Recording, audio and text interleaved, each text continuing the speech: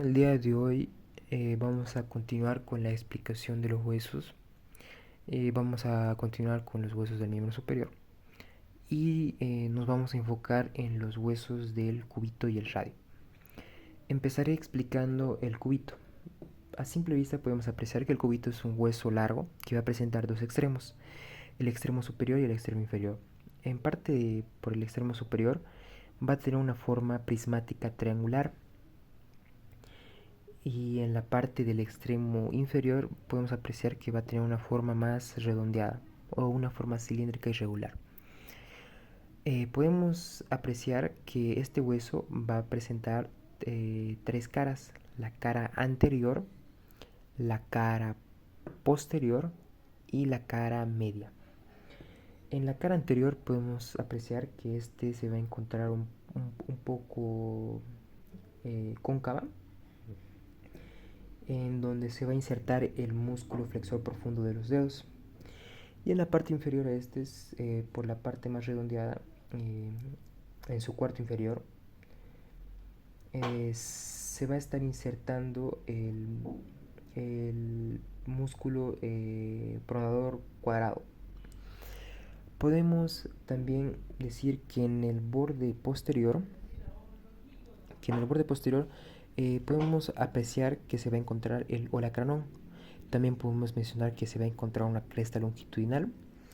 Podemos hablar de la apófisis coronoides, y podemos mencionar también que se va a encontrar aquí la cresta del ligamento colateral del radio, la cresta de inserción del ligamento colateral del radio, y también se va a encontrar aquí una superficie del músculo anconio.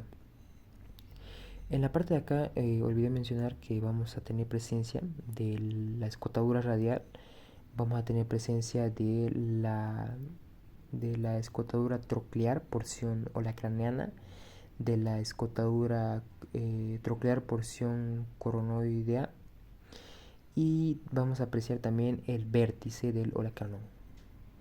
Bueno, también podemos mencionar que anteriormente, como vemos, es el agujero nutricio. Y ya. Vámonos, sigue a la parte posterior del hueso. En la cara posterior, como ya mencionamos, vamos a tener el surco, denominado el surco longitudinal, que este va a dividir el hueso en dos partes, una parte medial y una parte lateral. En la parte lateral vamos a tener que esta se va a encontrar atravesada por una cresta oblicua interna lateralmente, que va a marcar las zonas de inserciones de los músculos abductor largo del pulgar, del músculo extensor largo del pulgar, del músculo extensor corto del pulgar y del músculo extensor del índice. Ahora, en la parte media, porque dijimos que el surco longitudinal va a dividir en dos partes, en la parte media igual se va a ver subdividida por una cresta, por la cresta oblicua interna medial, que en esta sección se va a encontrar el músculo supinador, en donde también superior a la cresta oblicua se va a dar la inserción, se va a encontrar una superficie triangular, en la que se va a dar la inserción del ligamento, la inserción del músculo anconio por este sector. Inferiormente a en la cara posterior, va a corresponder al músculo extensor cubital del carpo. Ahora podemos mencionar que en la cara media, en esa cara va a servir de inserción al músculo flexor profundo de los dedos. Ahora vamos a mencionar más a los bordes. El hueso va a presentar tres bordes, que es el borde anterior. Va a presentar el borde anterior, va a ser el borde interóseo, que va a ser y el borde posterior. En la parte del borde anterior vamos a decir que va a servir de inserción a los Superiormente va a dar inserción al músculo flexor profundo de los dedos e inferiormente va a dar al músculo pronador cuadrado. En el borde interóseo, por este sector, vamos a tener que en esa parte se va a insertar la membrana interósea. Eso es un dato importante. Y también podemos mencionar que superiormente se va a dividir en dos crestas divergentes que, que se extienden hasta los extremos de la escotadura radial, limitando con ella una superficie triangular deprimida en la que se va a insertar el músculo supinador. Estamos hablando de lo que ya mencionamos, de la superficie del músculo supinador, de este sector. Y también, como ya mencionamos, que esta cresta posteriormente a la superficie del músculo supinador podemos apreciar que va a ser una superficie sobresaliente en su parte superior, donde, como ya mencionamos, se va a insertar, va a servir de inserción al fascículo medio del ligamento colateral radial, como ya mencionamos eso.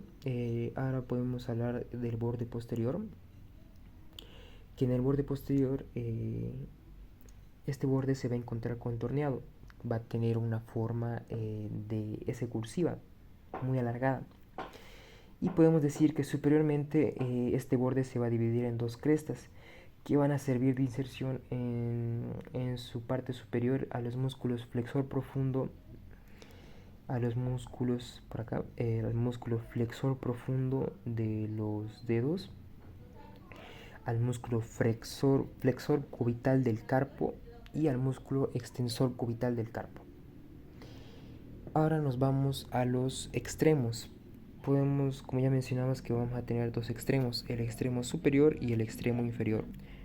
En la parte del extremo superior vamos a poder apreciar que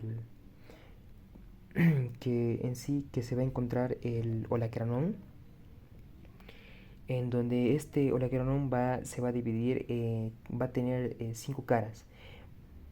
Va a tener una cara posterior, una cara inferior, una cara anterior, una cara superior y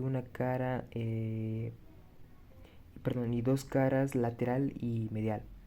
En la cara inferior se va a estar dando la inserción del músculo tríceps braquial.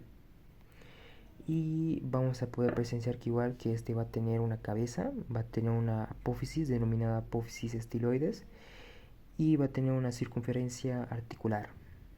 Bueno, continuando con la explicación, vamos a hablar ahora del radio, que va a presentar dos extremos, el extremo superior y el extremo inferior. En la parte del extremo superior va a constar de la cabeza del radio, el cuello y la tuberosidad del radio.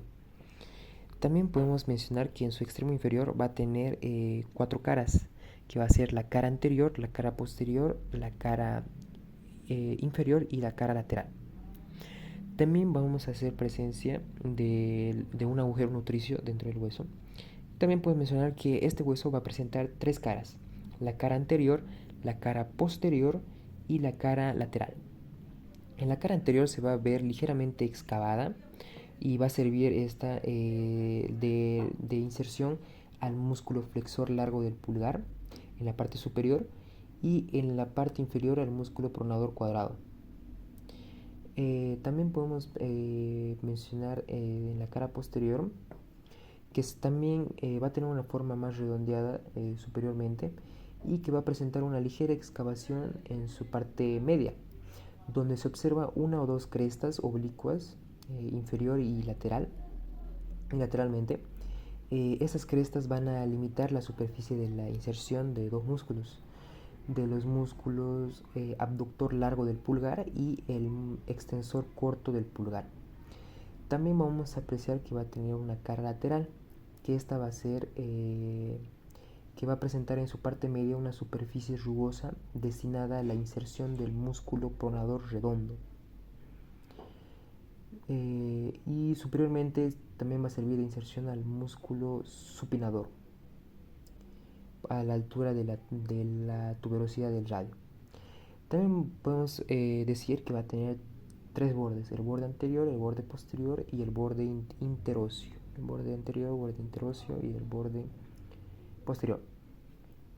Y también podemos decir que en el borde anterior va a servir de inserción en su parte superior a la cabeza del radio del músculo flexor superficial de los dedos.